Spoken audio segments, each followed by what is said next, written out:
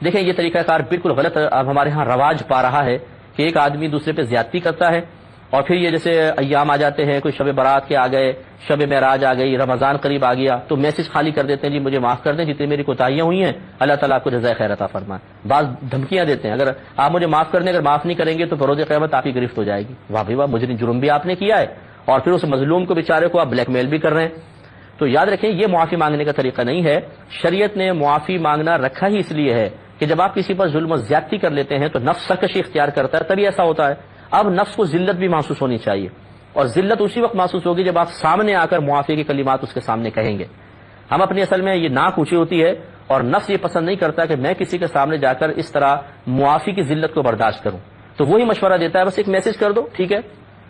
سامنے معافی مانگنا اور میسج پہ معافی مانگنا زمین آسمان کا فرق ہے، میل پر معافی مانگنا زمین آسمان کا فرق ہے۔ ہاں اگر ایسا ہے آپ باہر کے ملک میں ہیں، وہ دوسرے ملک میں ہیں، جانا ممکن نہیں، ملاقات ممکن نہیں، تو پھر بھی کم از کم کال تو کر سکتے ہیں نا۔ 50 لوگوں کو کال کرتے ہیں تو کال کر کے پھر معافی مانگے، اور اگر کال بھی نہیں ہو سکتی مثال کے طور پہ چلیں پھر اس قسم کے ذرائع اختیار کر لیں، ورنہ کال ضروری ہونی چاہیے تاکہ آپ اس پہ بولیں، سامنے لائیو اس سے معافی طلب کریں۔ یا انٹرنیٹ پر اگر آپ ہیں جیسے نامحرم کو کوئی مسئلہ نہ ہو، لڑکی لڑکی سے، عورت عورت سے معافی مانگے، مرد مرد سے مانگ رہا ہے، تو اسکائپ وغیرہ پر سامنے آ کر معافی مانگے تاکہ نفس و ذلت کا احساس ہو اور سامنے والا خوش دلی کے ساتھ پھر معاف کرنے کی طرف مائل ہو جائے۔ لیکن یہ جو آج کل ہم نے طریقہ جاری کر دیا ہے یہ غلط طریقہ ہے کہ پورے سال یا پوری زندگی دکھ پہنچاؤ، تکلیف پہنچاؤ، اور اس کے بعد ایک میسج کر دیجیے ہمیں معاف کر دیجیے گا۔ معاف کرنا سنت ہے، اور اللہ تعالیٰ کو جزائے خیر عطا فرمائے۔